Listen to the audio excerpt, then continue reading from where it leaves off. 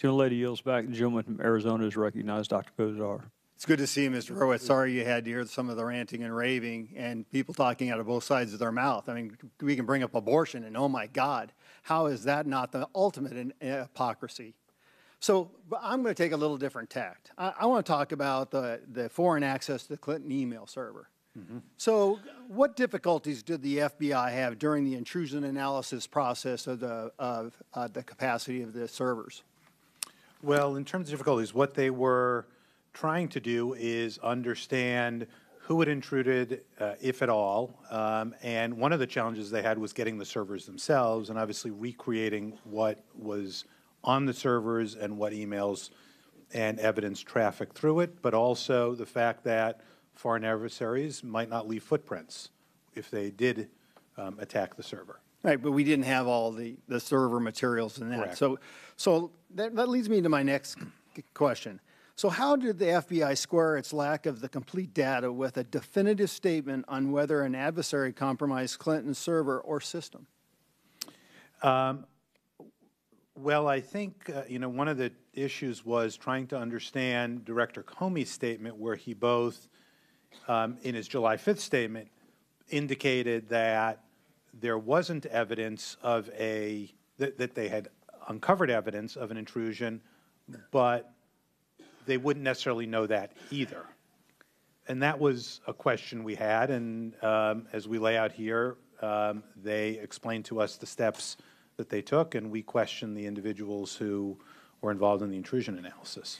Well, that kind of gets me back to the point. So why wouldn't you ask any and all sources like the DNI, the military, CIA, special ops, any remote centers, if they had hacked into the server during this time? I mean, because it was offline, no one really realized what this really was. This was off, this server was here. So we could ask a number of questions in regards to that opportunity of how they looked at that server. And the reason I say that is when I asked the question last Thursday as who had looked at that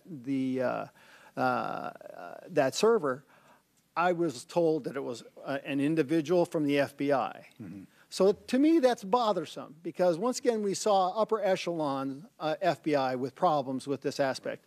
And I'm going to come back to another aspect here. And that is there was a megadata abnormality that happened with Mr. Strzok, and Mr. Strzok blew it off. So my point is why wouldn't we go outside the FBI to look at the servers and this data? My understanding was there was some contact with other agencies, but I'd have to go back and just refresh myself. I'd love to know exactly who that is and who they were, because my understanding is that there's something peculiar in that regards. There were other people that noticed something totally different than what the findings that you're showing. Okay. Now I want to go back to this comment in regards. Who told Comey that reasonably likely was the proper way to explain the results for the intrusion analysis? I don't recall as I sit here. I'd have to go back and take a look at the report. Do you feel that you dwelled into that issue deep enough to have a thorough conversation in that? I think to be clear, what we did was look at what the FBI did as opposed to do the intrusion analysis ourselves. We're, as an IG, Inspector General's office, we don't do an intrusion analysis. We're looking at what the FBI did to affect that. Well, I mean, I'm going to get back to Mr. Strzok. I mean, so my understanding is he responded to the reasonably likely formation when providing edits back to Comey, did he not?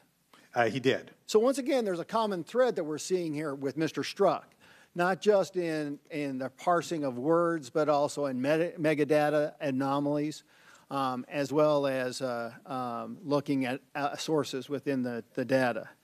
So is Strzok's edit advice to Comey not a clear example of where Strzok's bias is not publicly not too harsh on Clinton and change the public's perception on that? Well, it's certainly a place where he weighed in and had an effect on the statement, and this had an impact on what ultimately was said publicly by Comey about whether or not there was evidence of intrusion. Well, and I'll get back to reiterating. I'd love to know all the sources and actually have the server and these devices looked at by other groups, particularly some hotshots within DOD, DNI, to really look at this aspect, because I think there's more to the story than meets the eye. It seems to me that I'd want different validation than just the FBI. Thank you, Mr. Horowitz.